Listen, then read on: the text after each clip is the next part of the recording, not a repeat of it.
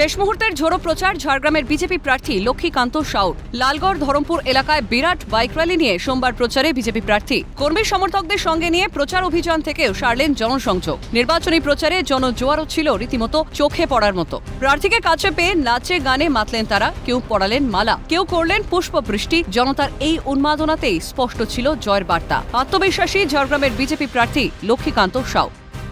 এখানকার জনগণ কিন্তু সম্পূর্ণরূপে পরিবর্তন করতে চান। এনারা কোনো বাড়িঘর পাননি এবং কারোর কোনো জীবিকা নেই, কোনো চাকরি নেই, কোথাও কিচ্ছু নেই এখানে। সেই জন্য এনারা প্রচণ্ড কষ্টের মধ্যে রয়েছেন। এখানে কোনো কর্মসংস্থান নেই বিশেষ করে। এই জন্য মানুষ এখন পরিবর্তন চাইছেন। 15 বছর অনেক হয়ে গেল। এই গ্রামে মানুষ রয়েছেন যারা ভাতাও পান না, ঘর পাওয়া তো দূরের কথা, আমরা সবার জন্য ছাদ বানিয়ে দেব। কখনো র্যালি থেকে কখনো আবার গাড়ি থেকে নেমে জনতার ভিড়ে মিশে গিয়েছিলেন লক্ষ্মীকান্ত। সামিল হয়েছিলেন সাধারণ মানুষের আনন্দ উদযাপনে, দিলেন সদা সর্বদা মানুষের পাশে থাকার ভরসা। বিরাট র্যালি শেষ করে নির্বাচনী জনসভার মঞ্চ থেকেও আগামী দিনে মানুষের জন্য কাজের প্রতিশ্রুতি দিলেন বিজেপি প্রার্থী। বিদেশ বেরার রিপোর্ট, ক্যালকাটা নিউজ।